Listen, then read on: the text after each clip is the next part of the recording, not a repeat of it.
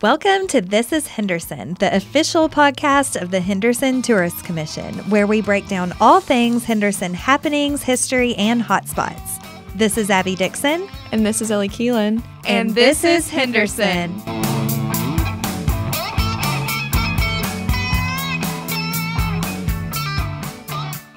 All right, everybody, we're back with another fantastic episode of This is Henderson with the Henderson Tourist Commission. She was made for this. Yeah, she was. Normally I just sit here in the corner and watch. She just turned it on. No, I mean, I've been this way since I was a child. I just don't stop talking. So it's always fun to have people to talk back, though, you know. So we're very excited because we have the fourth music festival in our Songs of Summer series happening just around the corner at the end of July. And that is, of course, Sandy Lee Watkins Songwriters Festival. 28 days. Oh my gosh. So Crazy. There's still time to get tickets. Oh, yeah, definitely. So we have Shelbi Carroll, who is still in my phone as Shelbi Carter. Forever. Because we go way back to the college years. Carter never dies. That's right.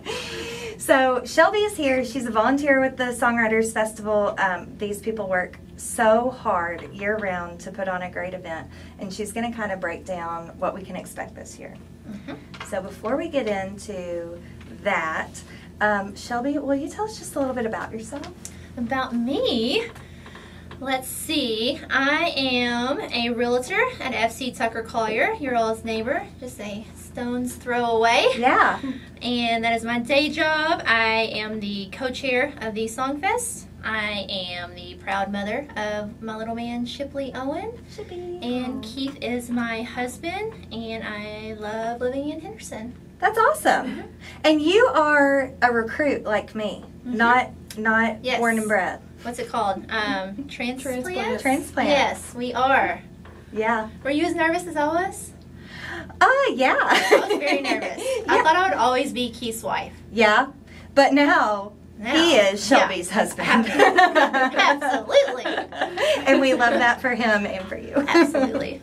What is your favorite thing about living in Henderson? Honestly, the music festivals are a big pro. It's just really neat to see. In my mind, growing up, small towns were a negative. I grew up in a small town, and it did not have this type of events, the small town feel. I just felt like I got a lot of the gossip and the negative parts of small town, and I don't know if it's because I'm living in a small town that I'm not from that I get to kind of bypass all of that, but I love the community. I love how friendly everybody is. Being in real estate, I get a lot of out-of-state clients, and they truly are like, this is like a little Hallmark town. Yeah, like, we hear that all the time. Yeah. My last tour I did was when we had, it was a doctor, and we had the crosses up. And, that was such a neat, it's definitely something, we have it every year. I don't want to say I take it for granted, but every year we have it, and they were really in shock how much work went into it, that it was left up and all the crosses, and so that was something I was like, this is something that I love being able to see it from my office every year. Yeah. But as an outsider, the doctor I was touring was very, very impressed, and it really told the story of what we have here in Henderson. So what Shelby's talking about, for those of you who might not know, in Central Park every year for Memorial Day, we have volunteers that put up a cross for every Hendersonian who has served in the military and has, since passed on. So there were, I'm going to get this wrong, but on the fly, over 5,000. Yeah, I think that's don't even around ask the me. number. Crosses. It's over 5,000 now. I don't know the exact. Obviously, it grows every year, but just to see that park full of crosses, each bearing a name, and knowing, it gives me chills, knowing that, that's just, it's so indicative of, I think, the heart of our community and how much we care for each other and respect each other, and especially those who have served. So, yeah, I'm with you on that too. I believe Kentucky Living or Kentucky Monthly. I think Kentucky Living did a story on the crosses. this year. I think Chuck Stinnett maybe wrote it. It should be recognized. It should. And just, this is such a unique thing that we have here. It's just, that's really cool. So thank you for bringing that up. Yeah, one of the many. That's absolutely true. So, Shelbi, to you, I say cheers. Cheers. So here's what we're going to do. So we always start our podcast off with what we call Bluegrass Bites. So today we have Bright Spot IPA from Henderson Brewing Company. So we're going to give it a whirl. Cheers to that. Cheers, wait. Cheers. Cheers. Woohoo. So, super good. So good. Bright Spot. So, here's kind of the cool thing about Bright Spot. And Doug Laramie, who is one of the owners and head brewer, was on the podcast, I believe, episode 2. Yep. So if you're interested in learning more about the story of the brewery, you can go back and listen to that episode, of course. But Bright Spot is one of the core beers that they keep on tap all the time. And it was actually named after the Bright Spot Tavern, which stood where the brewery is now, there at 2nd and Alvasia. And it dates back to the 1890s. It's crazy. So, thanks for the memories, Bright Spot. Yeah. Thanks, Bright Spot. And thank you to Doug and crew for making it. Yeah, making us this delicious beer. So it's an IPA.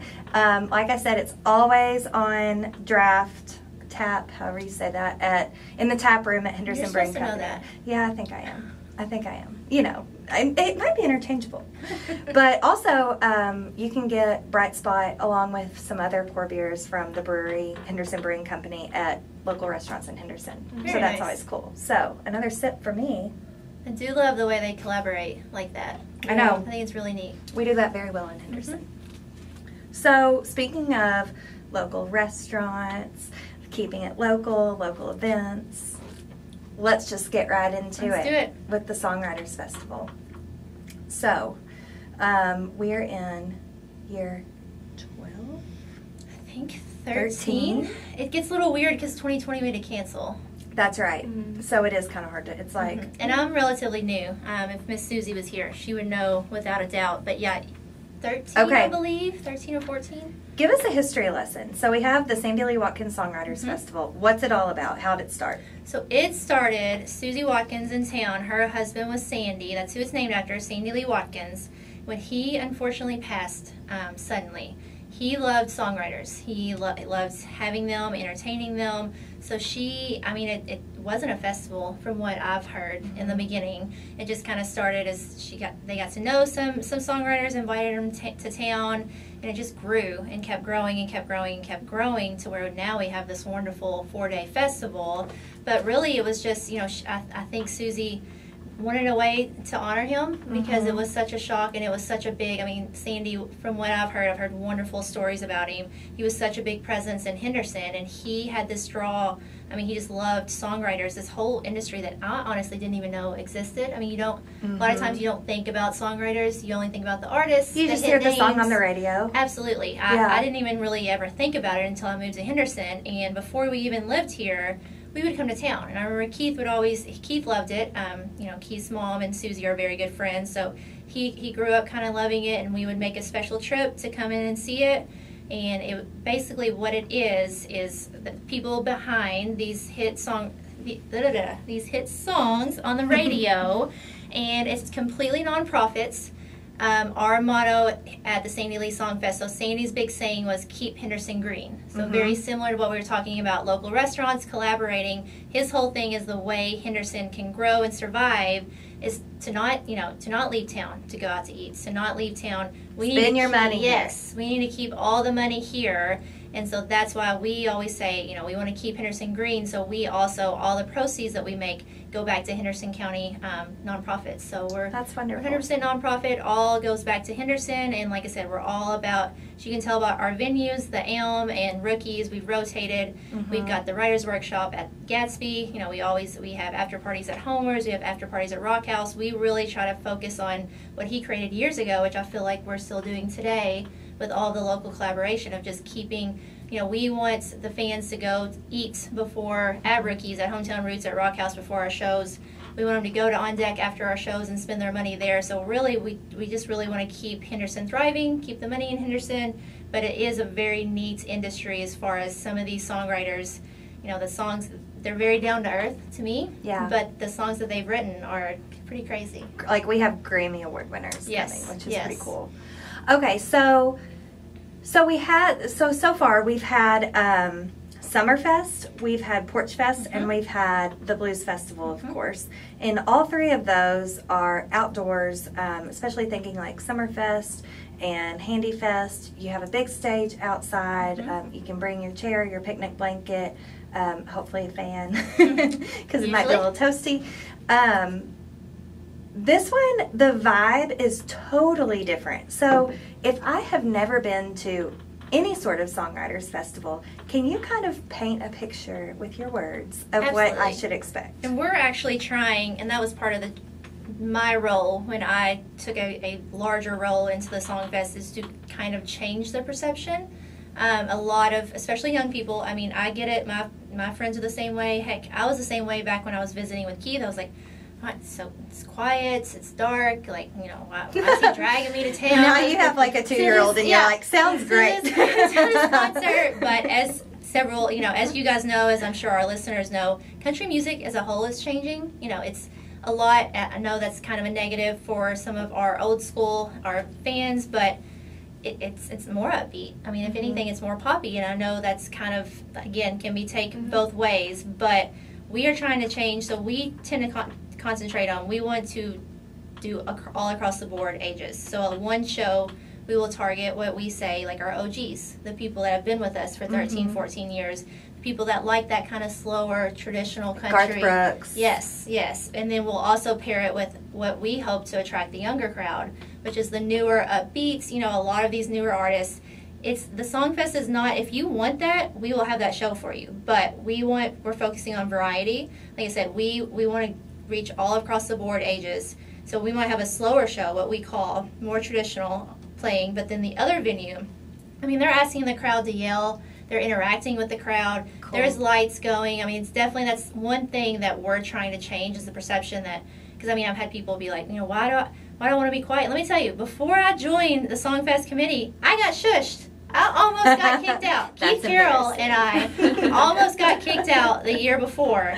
But it is, what I love about it and what I've learned is whenever you get into it, it's good enough that you want to be quiet. Yeah. You want to listen. And so the best way, yes, the best way I can describe it, and what's the Songwriters Festival, it's called, Songs in the Round. And what it's supposed to mimic is, when these songwriters are up there, you'll have a songwriter. I remember when Wynn was kicked back, legs up, and it's almost like they're in their home, in their living room, in their basements. Yes. It's like they're in their own personal space, like hanging out. They're just like buddies in a circle and around. And we get to be in on that. And I think that's what drawn me, because if everyone had their way, I would assume you would love to be VIP. If we could afford it, dang you, Ticketmaster, if we could afford it, we would be backstage to every single concert, because that's what everybody wants. You want to get as close to the artists as you can. You want to meet them. You want meet and greet. And that's what the Songfest does. It gives you a one-on-one view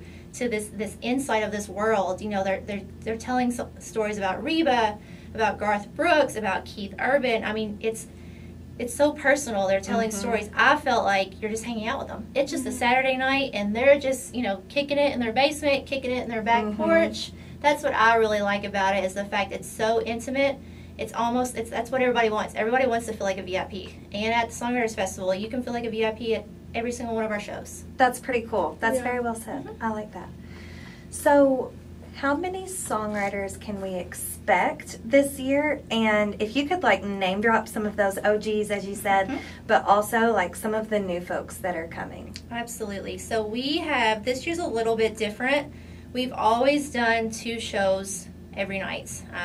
2 venues. So normally we'd have 2 venues on Wednesday, 2 venues on Thursday, and then Friday and Saturday we'd have 2 venues, but an early and a late. This year we switched it up. We're doing 1 show on Wednesday at Rookies, and we're kind of doing a big splash. So it's been really hard, and I've brainstormed for several years on how to do this. A lot of our local artists want to be at the Songfest, and I get it. I want them to be able to rub elbows, and I want them to get their big break as much as everyone. But what I struggled with is the fact, as you know, we are the only festival that charges, even though it's only $20, and you technically get 4 concerts in one for $20. We are the only festival that charges for ticket prices. Right. So I couldn't, in my right mind, see putting somebody up there and me charge admission that plays at a local restaurant, next Thursday. Yeah, I get that. So it was a struggle. There's the planning that goes into it. I wanted to help these artists, and the last several years I felt really bad turning them, because if I would love. We have some great talent to learn, but I was like, we're charging, even though, again, I swear by it, it's $20. It's all nonprofit. It all goes to good. You get 4 concerts in one. An average Music Fest concert is like $600. Absolutely. So. Even though it's only $20, I still could. I was like, we're already charging. You want to make sure people feel like they got, the value. Yes. And our whole thing was hit songwriters from Nashville. So we've been brainstorming. We've been really working on it the last several years because we were getting more and more requests, and I felt more worse. I was like, I'm telling all these young people no, and they're local, and what if they make it? And then they're like, well, Shelbi told me no 6 years ago. I'm never going to your song fest because you didn't give me a break. So not buying a house from her. Yes. No, please. Hey, so by Shelbi. So we decided one venue, one big show on Wednesday, like a local talent kickoff. It will be the same price, but it will be from 6 to 9. And so you get an extra hour, just like with with any concert. That's a great idea. We'll have local openers. So most concerts, you go, there's an opening act. It's all, it's not the main headliner, but this is what we're doing. That's awesome. That's really cool. Kind of trying to we want to give them a chance. We want them to be able to meet these songwriters. Yeah. And connections are everything in that industry. Absolutely. So they'll play 6 to 7. There won't be like an intermission. It won't be, you won't have to get up out of your seats or anything like that. We'll roll right into then 7 to 9 that we have a stacked show Wednesday night. We really wanted to stack it to give these young people the most exposure as possible. Yeah. So we'll roll right into a stacked schedule Wednesday night with our hit songwriters, with all the hit songs that we promise for the $20 that you guys are so graciously playing to see that show tonight. But yeah, it's been, like I said, it's been a labor of love. Yeah. Because we just couldn't figure out how to swing it. And I think this year we finally figured it out. Awesome. Okay, so you said Wednesday night is stacked. So who, name drop for us? Johnny Buford, which is big, Lonely Eyes. Oh, yeah. He's a big one, and obviously he's married to Heidi, and they met at Songfest. Love story. They are Songfest sweethearts. They are really big. And I love that. Dave, so I'm not even going to attempt, even in our meetings, I have not attempted to say this last name because I will butcher it. I'm Danish. Like Danish, but put a time. I don't know. Dave, I really hope you don't listen to this. Spanish? Because, Dave P. Period. Dave P. Shout out. He's new. He's someone I'm very excited about. Grammy Award winning. I have no idea how we snagged him. Actually, I do. It's because our other wonderful songwriters who have been here love our festival. They talk it up. Yes, they talk it up. Because we don't have the budgets of the Blues Fest. Yeah. Like we don't have it. Like you're giving it all out. Yes. Yeah. So we really lean on our songwriters a lot, and they have been so big, so influential, and being like, look, I know they can't pay a lot, but I promise you they make up for it. I mean, and it's true. Like we'll have new songwriters, and they're like, they told us that you all would make up for it, and they were right. Yeah. Thank you. But so Dave P, that we're going to say, he wrote Keith Urban Without You. Okay. So I'm very, very excited about him. So that's a big one. Okay. Yep. And then Jason Duke is a new one. And then David Tolliver. These are two that I'm going to leave it as a surprise. Johnny and Heidi talked them up big time. Okay. So I'm very excited about these two. But yeah, it's going to be... And then some, we've got our usuals, Don Sampson, absolutely crowd favorite. Yeah. Tony Arata, I mean, dare I say fantastic anymore. So he does the dance by Garth Brooks. My mother had never been to the Songfest. I don't know why. Honestly, I'm embarrassed to say that. But she loves Garth Brooks.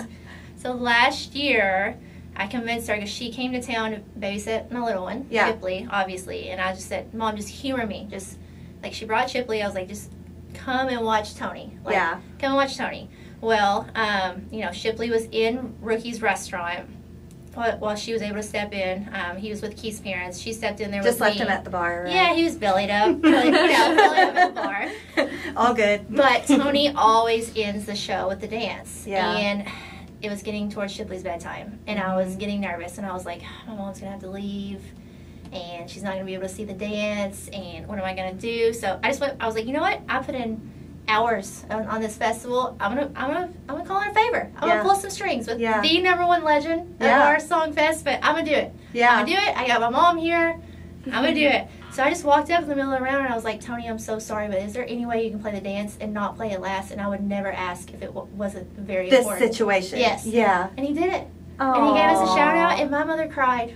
Aww. Lindsay Forrester has a video of my mother crying, but that's me crying because she's crying. Yeah. Yeah. I think that's, you know, you hear these songs on the radio, and some of them are, you know, funny, and some are really, like, deep and serious, and really, they evoke that emotion.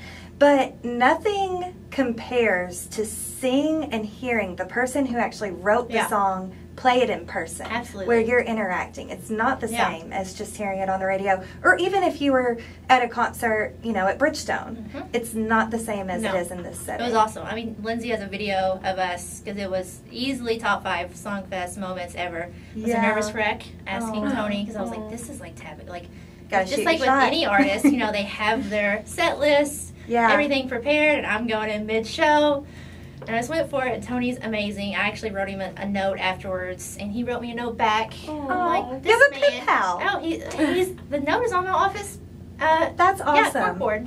Although, for our listeners out there, we don't recommend that you all go up and ask the artist to change the set. You know, let me tell you. I mean, I felt so guilty. Like I said, I had to write him a thank you note, because I was like, this is like 101 what you don't do. That's awesome. But I think it also just shows, like, these people, I mean, they have Grammys sitting on their shelves, but they're the most down to earth, just cool people. And I want to talk a little bit more about what their experience is like in Henderson. These songwriters are so down to earth, and like you said, you know, even though you don't have a big budget to pay them, you know, really what they could be making to come play shows in Henderson, we definitely make up for it with hospitality and the experience. Absolutely. So will you tell us a little bit about, this is a multi-part question, what they experience while they're here, and what some of the feedback has been about how they feel about Henderson. Because they keep coming back. They do. Year after year. They do. Thank goodness. It's like summer camp. And I even put this in like my welcome letter. What we lack in money, we make up for in hospitality. One big thing, and this is one of my favorites, so the Friday of the festival, we take pontoons and we rent out the marina at the marina points, and we have anywhere from 4 to 5 pontoon boats with songwriters. We drive from here to Evansville to the marina. We have the whole place rented out. You know, whatever they want to eat, to drink, the whole day. It's just like a kind of a break from the hustle and the bustle. A lot of them in Nashville, so it's just kind of a relaxing day on the water. You know, if they have enough drinks, we get in the river. That's the one time a year I actually get in the river. Oh my gosh. I know, it's like, looking back, I'm like, it's fine. It's Songfest. On the river, but never in it. Not on Songfest. Not on Songfest. Let me say that. Right home, I'm in the river. I know. We'll just skip on through that one. But we have that boat day. Linda and Roger Moit are amazing. Their house is called Red Dog Central. They play a huge. They kind of grew up with Sandy and Susie with loving the songwriters. They have a pool and a pool house. They open up their home to songwriters, and then Linda and her crew. She has we were just talking about all the women and men that help her. They cook like homemade meals. Do they do a fish fry? Yes. Yeah. So they cook homemade meals every day. They cook homemade breakfasts every day. And I mean, it's like Southern cooking, like the good kind of breakfast. But the favorite is a fish fry, and I'm actually very excited. I love a good fish fry. I know. I won't say the details, because we used to do all access passes, and they got invited to the fish fry. And that, as you can imagine, looking back, things kind of went sideways a little bit with, it's still their home. It is still Linda and Roger's home, so I'm not going to give any details, but I went to the fish fry one year. Yeah. Did I blow this for everyone? No, you did not. Absolutely not. It's just, it's privacy and home. That's fair. But we changed it to earlier, and I'm so glad because I'm usually so exhausted during it. We used to do it late night, and I think the songwriters were exhausted, the volunteer workers were exhausted. Lord knows Linda and Roger were absolutely. Exhausted. So we switched up the time so that we're doing a daytime fish fry. I'm so excited. It's truly, and I also put this in my invitation letter, any and all of the Southern cooking that you could want. Yeah. I'm talking the most unhealthy, but delicious. I even remember tomatoes. It was homegrown tomatoes with my fried fish and hush puppies and fried potatoes. And we'll deep fry them if you want us to. Casseroles and Linda probably has 1, 2, 3, probably 4 of the long card tables worth of food. In her house, that whole weekend, it is just food in and out, and songwriters are in and out. She opens up her pool. The songwriters bring their families. I think that's been really important to them. A lot of these guys go on the road. We lose. For a while. Yeah, some of I know it gets frustrating with our fans when our schedules change, but sometimes they'll get called up on tour. Just kind of, It is what it is. Part of the biz, But we encourage them to bring, we had songwriters that bring their kids on stage. I know Jamie Teachner, he's big on his family. You've got Annie brings her family. Jamie brought his son up, and he played the keyboard. I don't think it was piano, I think it was keyboard.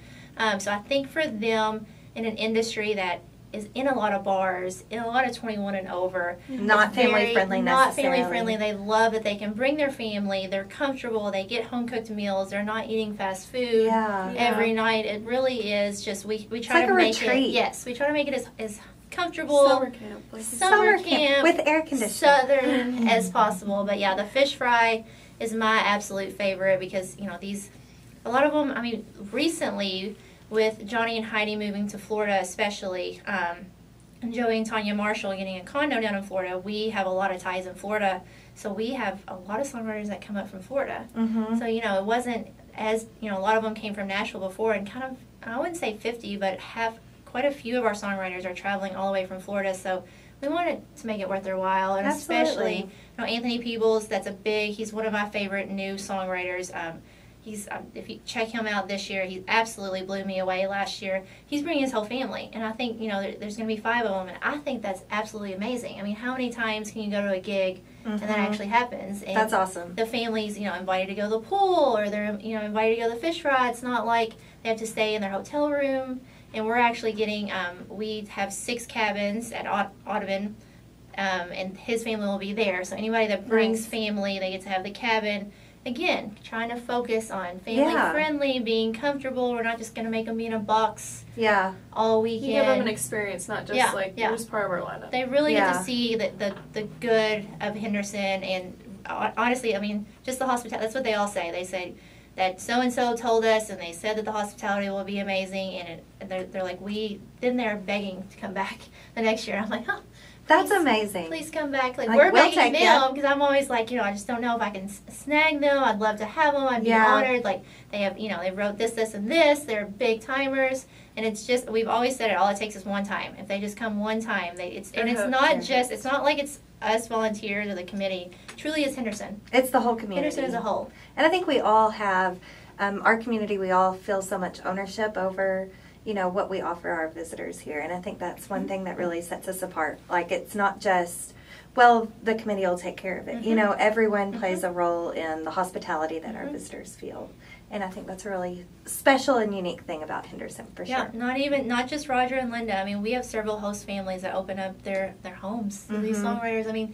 I always say once you come once, you become part of the Songfest family. And it's not only that, they become part of the Henderson family. Yeah, for people to open up their homes to what were strangers at one point. It's amazing. And then it's every year. Because then they miss them because, they form this friendship. So it's really, like I said, we just try to make it the best experience as possible. We're by the river. We've got marina. We've got Audubon State Park. They'll bring fishing poles. They'll fish. We've got all the Southern cooking, all the restaurants. We always encourage them to go, and a lot of the songwriters will go to restaurants before they play. If they do the late show, they'll go to Hometown Roots or Rookies or Rock House, and then we also do after parties to support the local restaurants. Rock House is so gracious; they'll stay open late for us to cook pizzas for the songwriters. Because if you think about it, our late show's over at 10, and it's hard to get. Yeah, good luck finding food. So it's really, as you guys know, with all the events that you put on, team effort, collaboration, and we are truly blessed with some of the best in this town. Yeah, that's amazing.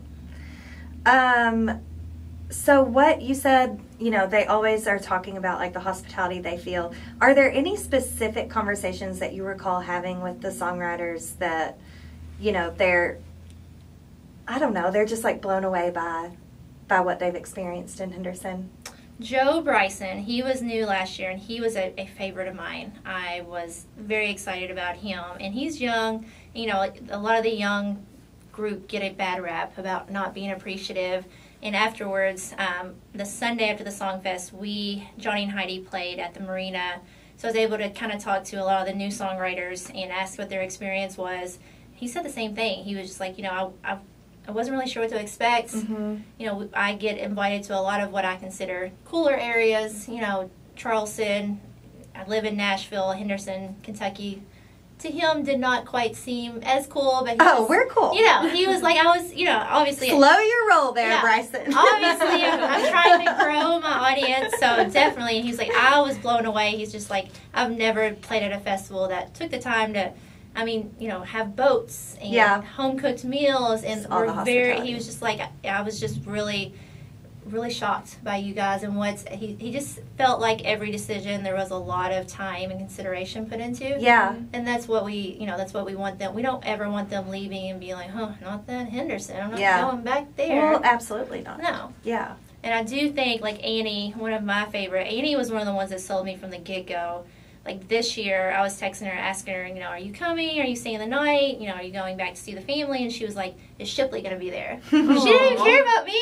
She was just like, because she wanted to see Shipley last year and he was too small. And I was like, out for you, Annie.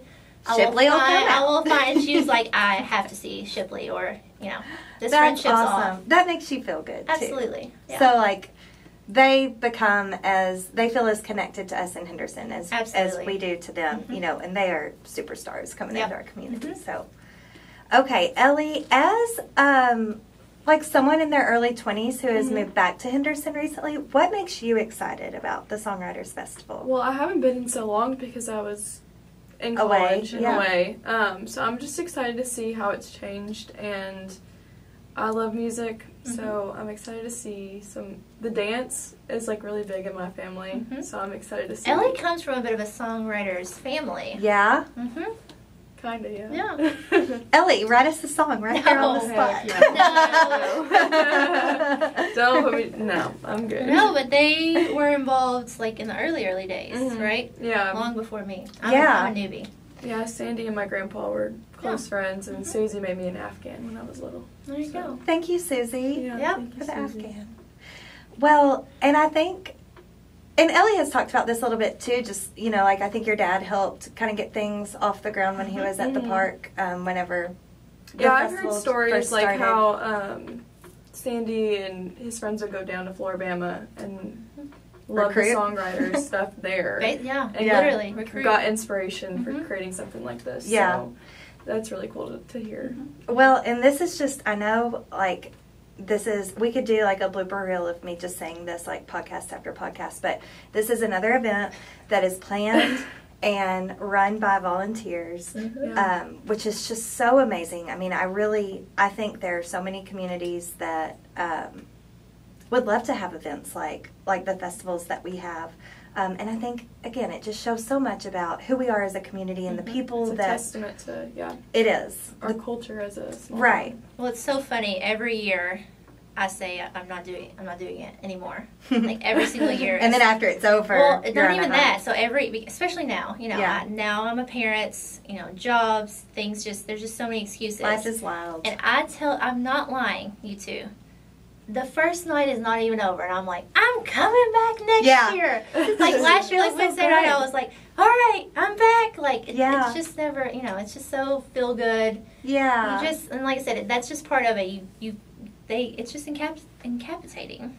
Well, Shelbi, on behalf of the tourism office here, thank you so much for everything that you and the whole crew do to bring this festival to life. I know there's a lot of blood, sweat, and tears, and it doesn't go unnoticed. A very good committee behind me. Shout out to the planning committee, and of course, shout out to Susie, the star behind Songwriters Festival. We are trying to let her relax after years and years and years and years of service. She deserves it. She deserves it. But she doesn't relax very well. I was going to say, I don't think she's, she's a worker I think it's hard for her. So I definitely want to give her a shout out because she created this thing. It is her baby. I definitely want to give a shout out to Susie because it was her vision, her idea, and it has just grown tremendously, and we're looking forward to seeing how much more it can go and where it can take us. Okay, so remind us of the dates and remind us how we can get tickets. Yes, it's always the last weekend in July. We'll never be in August. So this year that falls on July 24th through the 27th, Wednesday, Thursday, Friday, Saturday. Wednesday's one show at Rookies, 6 to 9. Featuring local talent. Yes, local talent kickoff. Thursdays, there's 2 venues, one show, 7 to 9, both Rookies and the Elm. Friday, there's an early show and a late show, both at Rookies and the Elm. And Saturday, there's an early show and a late show, both Rookies and the Elm. Tickets can be purchased at sandyleesongfest.com. Our tickets are all online. We went digital, was it 2 years ago? Nice. I believe. That makes it so easy. Yes. I love it. We can track everything. That's how we knew to kind of twerk our Wednesday night to do one show. But yeah, tickets are online. All you need is a smartphone. And if you don't have a smartphone, you can print it. I know we still get some printed copies. I love our OG fans for that. But yeah, tickets, you can visit our Facebook page for our website. Reach out to me, Shelbi Carroll Realtor. Always happy to help. Subtle plug there. Awesome. Okay. Thank you, ladies. I was very nervous, but this is like we're just hanging out. You're not off the hook yet, is the thing. Oh, great. So, did you know that we finish every episode with a segment called Test the Guest? No. It's okay. Yeah, you're going to be good at this, though. I mean, honestly, Shelbi, you have like the answers written on your hand? No, Abby figured this one out on her own. I figured this out as you were walking in the door. Great. Yeah. Well, because that's just kind of how it's been today. This is like... And if I mess up, you'll just cut it out, right? No. Oh, great. But we will probably still give you a official Henderson Silly Pint, even if you get it wrong. Okay. So, but the stakes are very low. Okay. Yeah. Okay.